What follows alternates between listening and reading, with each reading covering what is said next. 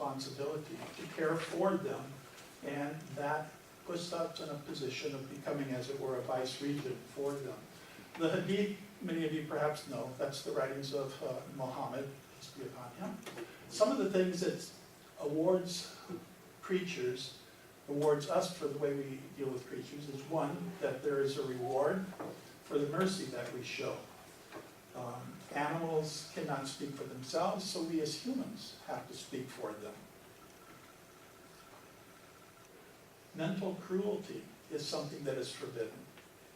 Psychological cruelty, psychotic positions are cruel and should be not allowed. Forgiveness of sin is also taught of in the Quran for the way in which we treat animals.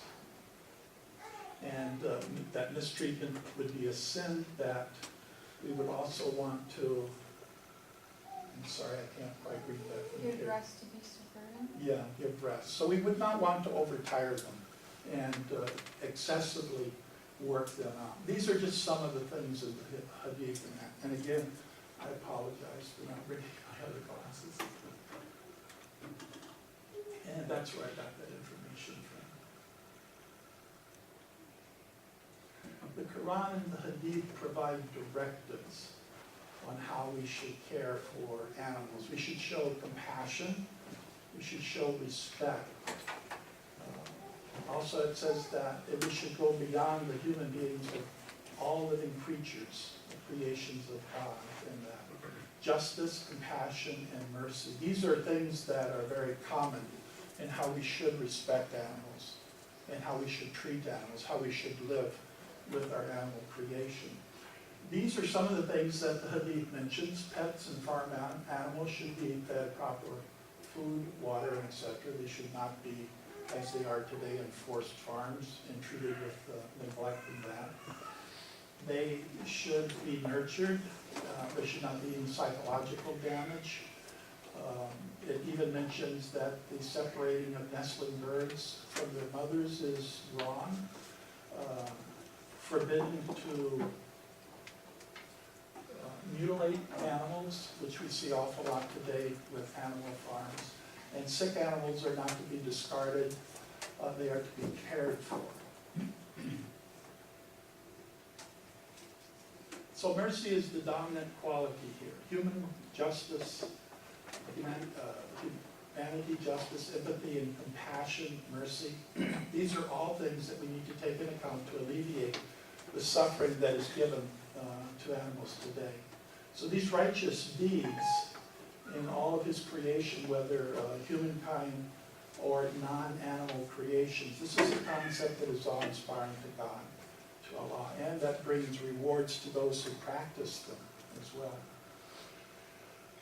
Now, just a philosophical point of view, a perspective here that we want to consider.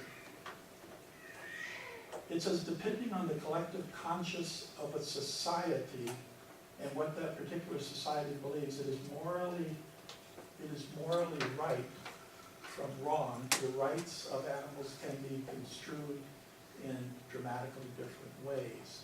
So how we look at animals, how we view animals, depending on the society or the culture we live in, will often be a factor in how we treat animals. So it's an interesting quote from Leonardo da Vinci. He said that it could become the way we treat men, that murdering animals may soon be a time when it would be viewed as murdering men, though this was said in the 15th century. And Joseph Adelson said that every creature is capable of sensation, so we need to show true compassion to animals that are sentient, that have the ability to feel. The definition of an ethical framework refers to canons of right and wrong that advocate what humans ought to do, commonly in terms of rights, responsibilities, benefits to the society, or specific virtues. So this ethical framework is where we are going to picture, where we are going to place this animal right issue. Now we come to virtue ethics, which is a theory that underscores the role of character, so the moral excellence attendant with actions is structured around what a person should do, disregarding the consequences. So a person shouldn't look at it from a utilitarian point of view, that I will do what will be best for me or will best for another, but they should disregard those consequences or any liability that might confront them. So what might these ethics be? They are standards and principles by which we govern our life and which we treat others.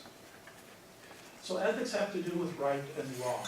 Simply right, what is right, and simply what is wrong. Ethics also helps us to see what we ought to do, what is accepted, and what we ought not to do, what should be discarded. And finally, ethics is a life that is worth living, that should be worth living. George Bernard Shaw said that animal cruelty is a social evil because it allows the human knowledge, and it is done here at the expense of human character. So the way we treat animals tells a lot about the human character. Leo Tolstoy said that it is written upon our hearts how we should treat animals. Arthur Schopenhauer spoke of universal compassion. Albert Einstein said that we should widen out the circle of compassion. Albert Schweitzer said that we should show empathy to all things.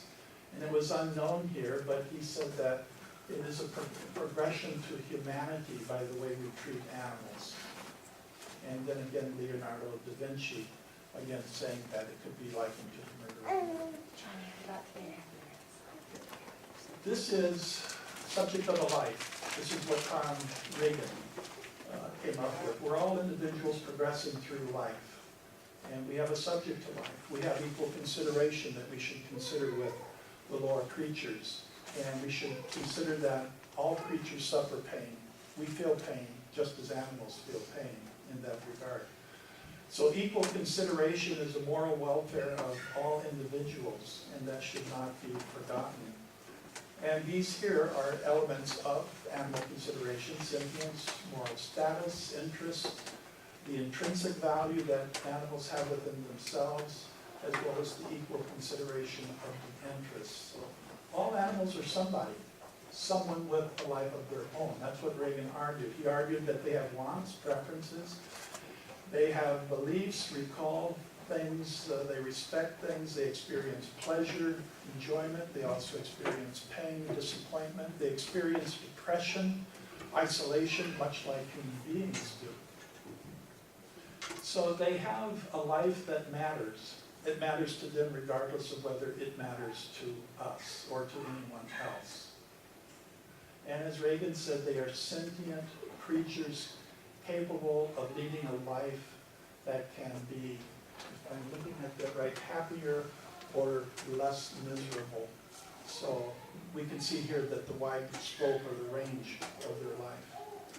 The subject of a life here is brought out by Reagan deals with beliefs, desires, memories, feelings, self-consciousness as a crucial element. It has a life that matters to the creature, regardless of whether it matters to others. And as mentioned, all animals are somebody, and their life is a life of experience. They have a life that gathers experience just like we do. So an individual that is experiencing a subject to life is also experiencing a well-being that is valuable, an interest. An individual that is experiencing a well-being, a value has an inherent value. One that has inherent value is one that should not be abused. Therefore, an individual experiencing a subject of life should be treated with respect and not abused. Animals are experiencing the subject of life as well. Therefore, they should not be abused. The subject of life, the epilogue, the subject of life is that each animals are unique and yet they are like us. The expression subject of life carries with it something very similar, that even though they are a species similar to us, they have a progression of life that they go through much like we go through as we grow in that. They have interest, experience, they have expectations, emotions. They can lead a good life, they can lead a bad life. So animals do have and deserve rights that are given to them. So it is a life that matters, and what happens to them is important to them, just as what happens to us in our life is important to us.